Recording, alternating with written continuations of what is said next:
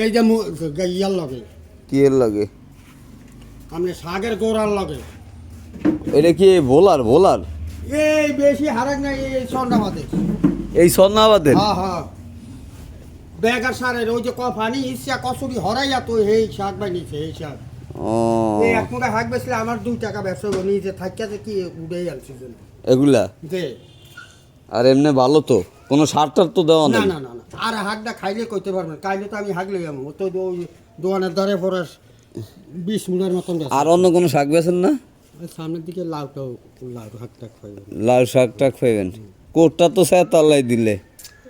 বুড়া মানুষ সেই তখন করুন কি। হ্যাঁ মানে একদম ইয়ার তলে। এই যে দেখছেন এখানে যে ধনিয়া পাতা গাছটা শুরু হয়েছে দেখছেন? যে ওই যে ধনিয়া গাছ, যাও কালা লাউ শাক।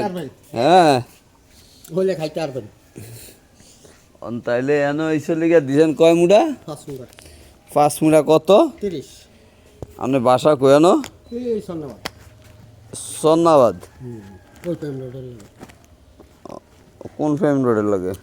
এই যে বৌদ্ধবাড়ির দাদি এই যে এমনি কালীখোলা দিয়ে এমনি ভিতরে রোড আছে যে হ্যাঁ এই হেনে ওই যে কসাই আমরুল্লাহ হ্যাঁ। এই হিয়াগো বাসা আমাকে একটা।